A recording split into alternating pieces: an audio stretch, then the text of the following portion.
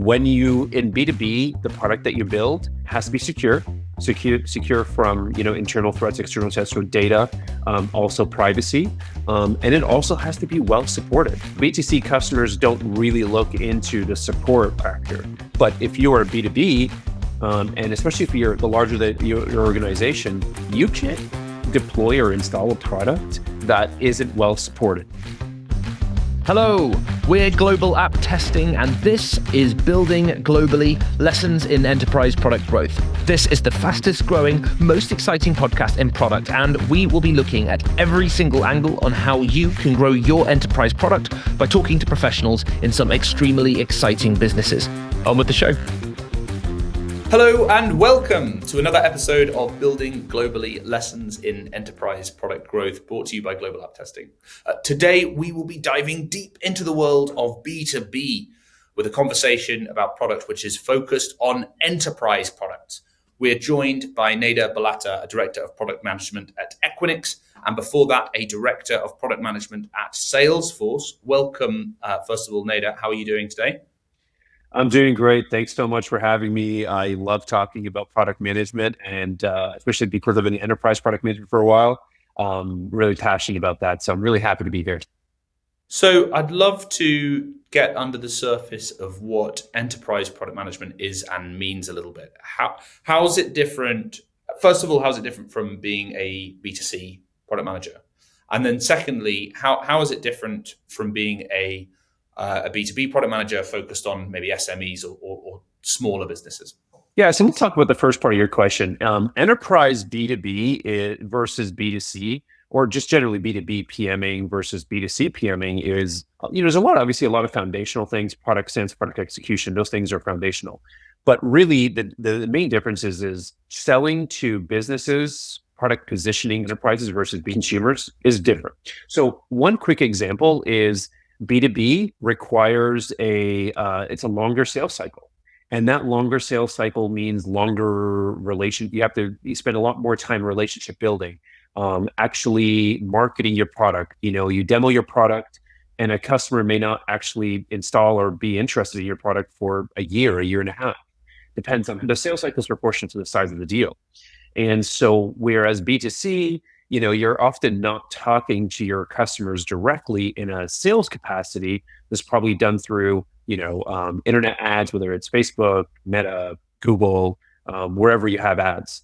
So the longer sales cycle is a big part. Related to that is the relationship building. And also, sales-led growth. A lot of product management on the B2B side is product-led growth. So you put up some ads, customers adopt your product. Hopefully you have good engagement and retention in the product. And in enterprise or B2B, a lot of it is sales driven. So sales actually get you that adoption by promoting the product to the customers. So those are one of the main things. The other main difference is that when you're in B2B, you're not always talking to your users. In fact, a lot of times, and I know this in my current lives and my former lives, I'm sitting there demoing a product to the decision makers. That could be VPs of IT, CIOs. It could be even purchasing people. The actual end users are rarely involved in that conversation. They might trial the product, but you often don't talk to your end users when you're promoting your product. The other big difference, and this is related to the product, is when in B2B, the product that you build has to be secure from internal threats, external threats, so data, also privacy, and it also has to be well supported.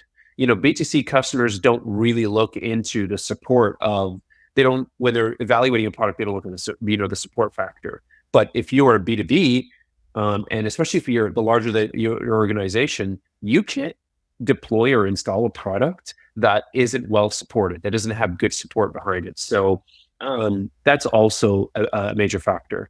One also major difference between B2B and B2C is what I call the dilemma of innovation. B2B or enterprise companies often don't want the coolest, newest features. They say they do, but what they really want is a product that works well, that has good productivity, so it's actually meeting its use case, and is secure. And when you spend so much time making that product secure, you actually make compromises in the innovation. They're not necessarily looking for the coolest things, whereas B2C is. Now, I'll shift to B2B enterprise versus B2B SME. B2B SME is just a smaller scale. So B2B SME, I would say that the big difference there is when you're selling to an SME customer, they actually value innovation. They value user flow. They value the user experience a lot more than enterprise.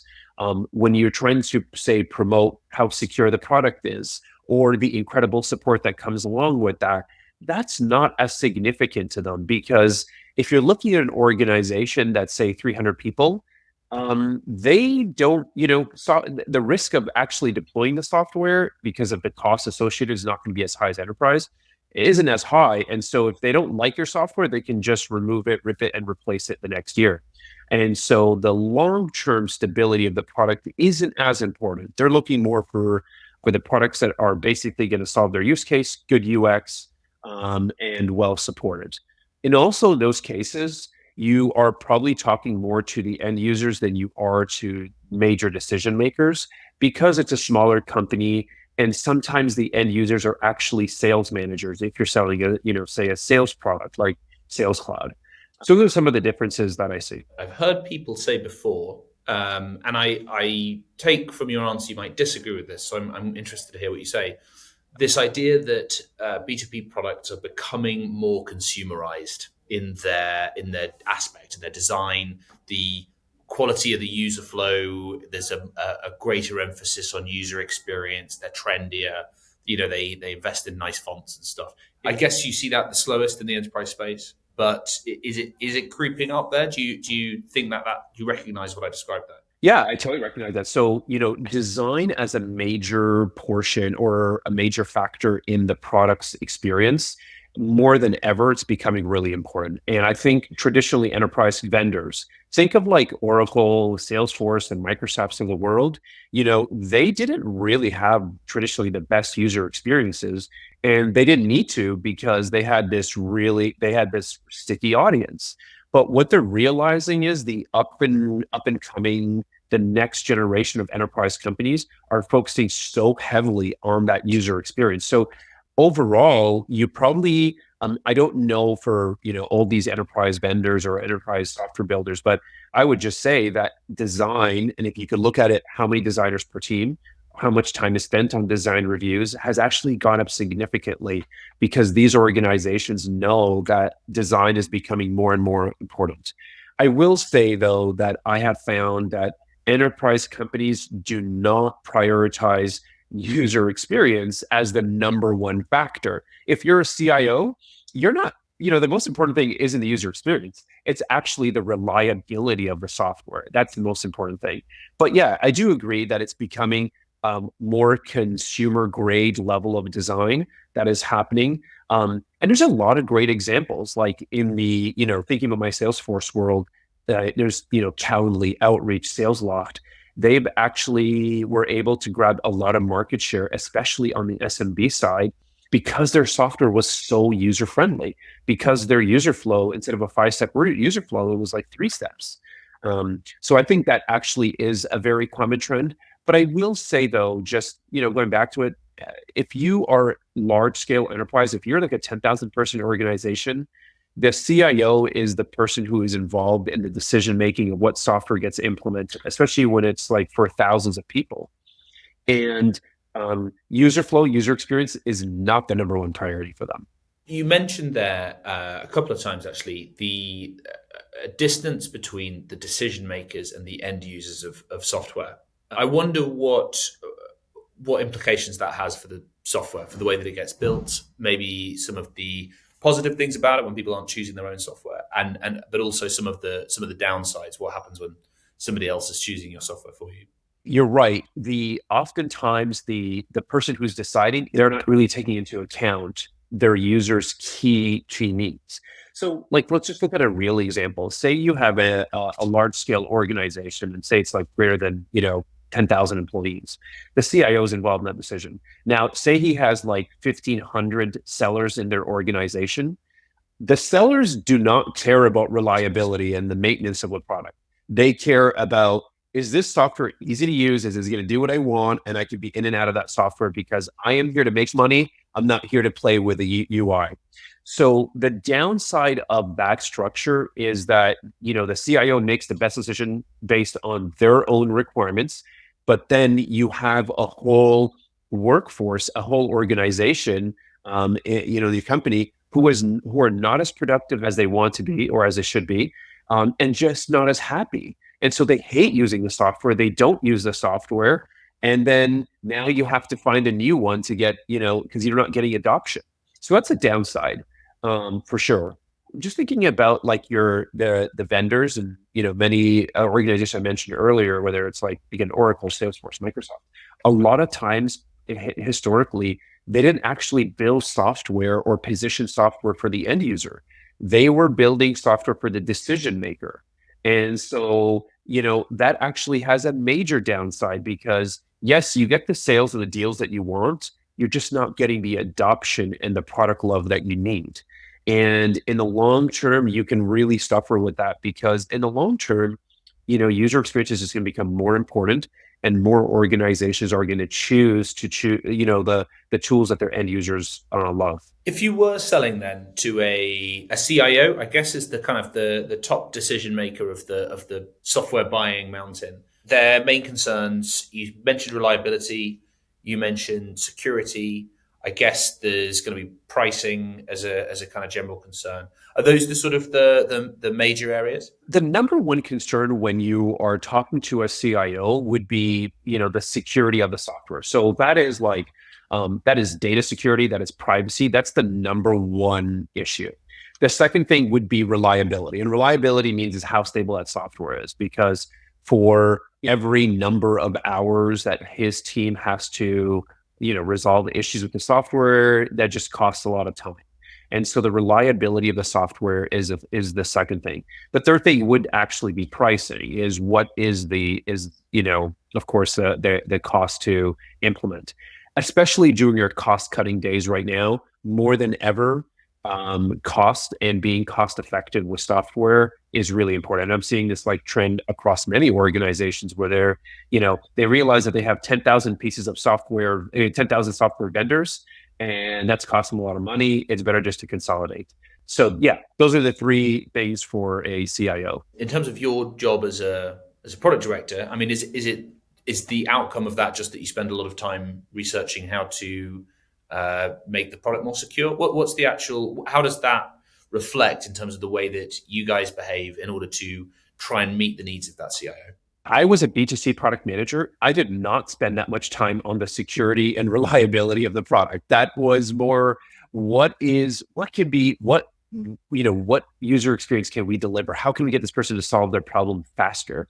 Now, in the enterprise space, one of the things when you're designing a product, you're obviously thinking about the problem that you want to solve for your users, of course, the end user. That's really where you start with. But a really, really important consideration, and this actually takes time, is, we have, an architect, we have, a security person, security engineer who can help me also design how can this piece of software that we're building be a lot more secure, more reliable. So that's how it affects our thinking. Whereas again, just going back to like my BTC life, I didn't think a lot about that stuff, nor did I position the product that way. And, we spend that time on this. And so when we're talking to a CIO, we do talk about the user experience and what it's going to be like, but we heavily dig in with the security and the reliability of the product. How does that translate to the actual day-to-day of the work then? So are there ways in which you found the nature of the employment different? Do you spend your time doing different activities now that you're focused on enterprise clients than when you were back in the B2C world? What's your experience like as somebody who does that? The nature of the employment is different because, so one of the things is when you're in B2C, your users' needs, your users' interests are volatile and they're fickle. It changes very, very quickly. One cool app that is the hottest thing in the market today is just trending. And then tomorrow or in a month, no one cares about it. And so you're often trying to get a lot of eyeballs and early adoption. Very hard to get retention. So that just makes the nature of your work just more volatile because you're constantly having to meet, the new needs of users and the new trends in the market. Um, and, when you're in B2B, it's a lot more stable. Your users' needs are not that volatile. And the users are not that fickle, especially because a lot of times when you're in B2B, I mean, most times in B2B, you are selling a contract and customers are locked in for some period of time. And B2C, they're not locked in. I mean, I built a social networking app in 2016 called Lifetails. And, the users that we had that were really engaged 1 month, all of a sudden a new Instagram feature came and they're already on Instagram and we lost them. But at B2B, they're locked in for some period of time. They've also invested a lot in the product. So, the time that it takes to actually replace, or the effort that it takes to replace the product is very high. They've educated their users, and they're locked into this long-term contract. So these users are actually compelled to use it. So that just makes the employment or your work life a little more stable because, your users are locked in. So that's one element. Do you think it's easier? Do you think it's easier to be in B2B? That's a good question, actually. I wonder what I think about it. I don't know on top of my head. Do I think it's easier? One of the challenges with B2B is that you have to be a lot more technical. You have to really meet the technical needs of your CIO.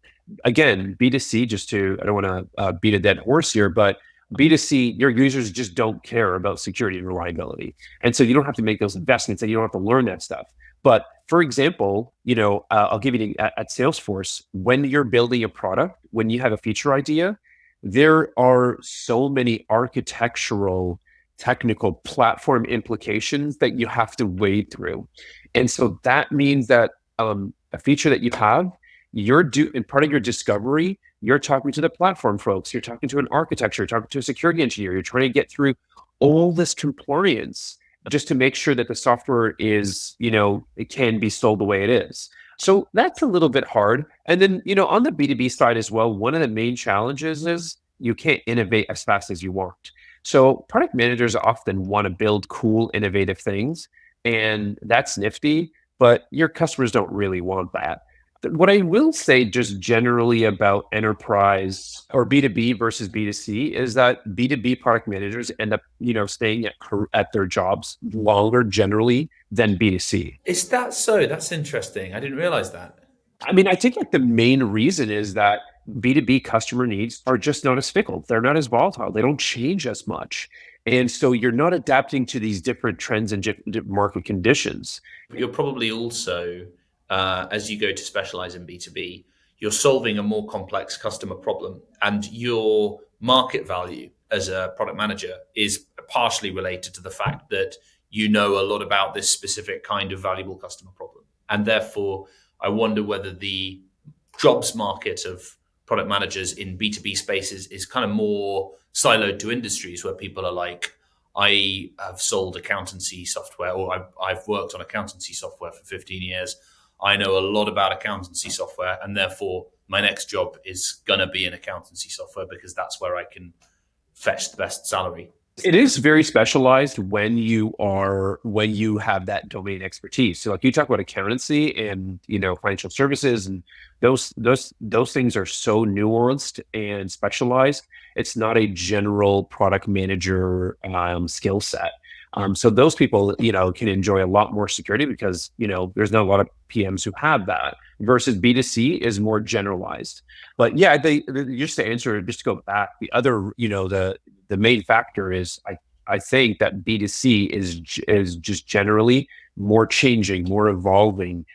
There's a lot of upstarts and there's a lot of, whereas B2B, like just generally B2B companies overall have a longer, are in business longer than B2C companies. And by the way, B2C companies, of course, you can think of Meta, TikTok, and Instagram, and YouTube as great examples. Those are the behemoths of the B2C, but you can also think of B2C, like there's so many smaller B2C companies out there. Those are the ones that I'm thinking about more than, say, the larger scale ones.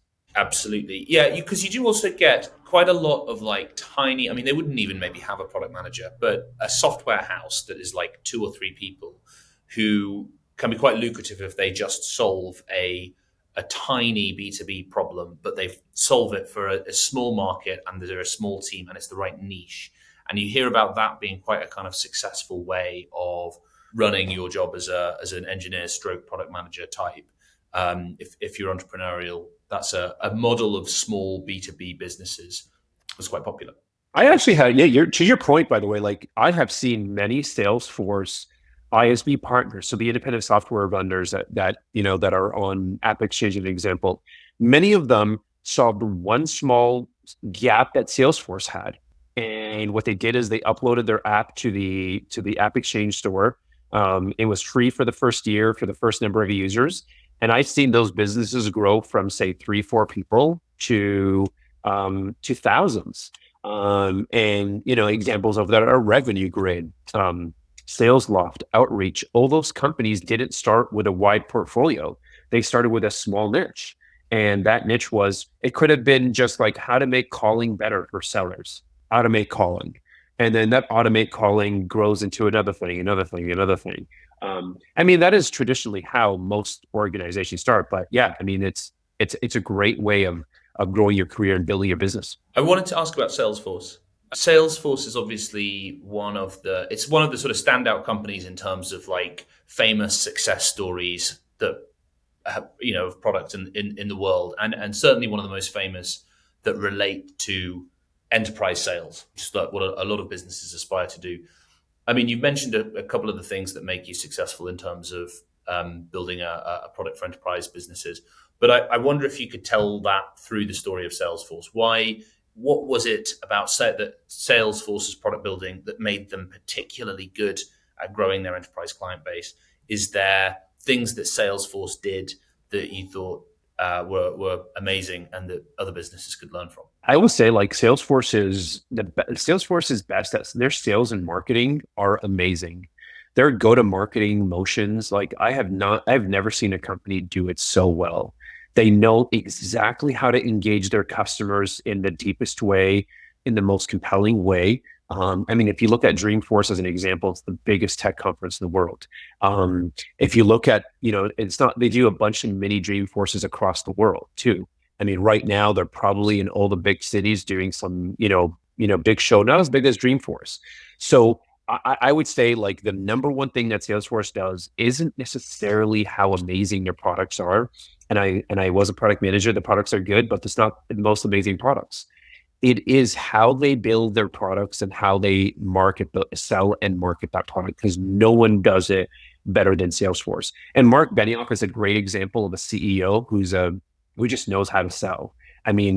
If you see him around, he's basically saying that Microsoft Copilot is trash and you should use Salesforce Agentforce. That's an example. But what I want to also just talk about, maybe what I can do is illuminate or explain this in a quick story. So, a quick story that I have is this is just one of the many stories I have, and I'll start by talking about the importance of trust and how that's the number one value at Salesforce is trust. Salesforce is a value-driven organization. It's more important than the overall mission is the values. So I remember a story where a very, very large credit card provider, very large, you can think of any brands and you're probably right, was considering 3 different solutions for their sales organization. So their sales organization has about 1,500 people, and they're looking at they're looking at selecting a tool to deploy across their enterprise. And so their needs are basically, we want a one-stop shop where we don't want to have multiple sales tools. We want one sales tool, and that's user-friendly, and that our sellers are going to love, and it's going to be productive and help them be productive. So thinking about 1,500 users, so this large organization was considering Sales Cloud, which was the old cloud that I was part of. They did a trial with 52 users out of the 1,500. So for 52 of them, they said, okay, each of you are going to try this product for a month, and you're going to come back and tell us which one you love. So 51 out of 52 users have chose a competing product to Sales Cloud. 51 and 52. That's, virtually 100%. It's virtually all. And I'll tell you something. I'll tell you the butler did it in a way and say Salesforce won the deal. And why did they win the deal? This is a great example. Because first of all, when Sales Cloud and Salesforce, when we were pitching our product, when we were talking about our product, when we were demoing our product, we didn't actually focus on the user experience and the productivity. We started by talking about our number one value of trust, why that's important to us. And trust means a lot of things. Trust is we want to be open and transparent, or Salesforce wants to be open and transparent with their customers, their employees, their stakeholders, and their community. And so they talk about the reliability of the software, the data privacy, the data security that comes along with the product. So we lead with that. And that gets the CIO, the VP of IT, that gets them already like, yeah, you're speaking my language. The second thing that Salesforce does, and I talked about this, is their sales and marketing. When we were meeting with this large credit card provider, we didn't just have 7 people, 10 people. There were 70 people from the company on the call and with the customer, 70. And the reason that Salesforce does this is because one of Salesforce's, like, the way that they get to customers is to say, hey, when you buy from Salesforce, everyone is here to help you, to support you. So they have engineers, product managers, architects, VPs of sales. They're all on this call. And it can feel overwhelming, but it actually happens to be a great selling experience, a buying experience for our customers. The idea of attending like a discovery call or something, and then the other team pitch is like 70 people, there's something outrageous about it. A very weird experience. You'd have to set the rules in the Zoom chat well. Side tangent to this, like Salesforce has a thing called, they'll pick a customer, like say it's, whatever, RBC or, IBM, and they do IBM Day or RBC Day. And in that day, they invite those companies to our offices, in our beautiful offices. And then, they have like 60, 70 people from Salesforce talking about their specific products, answer all their questions. The customer, it feels overwhelming if you're 20 people and there's 70 people from your vendor, but the customers love this. They just say, oh my God, I can't believe you brought all these people here to talk to us and answer all of our questions. We have no more outstanding questions. We feel like the whole company is here for us. So going back to this great story, this great example I was telling you, so this large credit card provider chooses Salesforce. They choose it because, number one, trust. These other competitors just don't have a great trust story. They just don't trust them as much.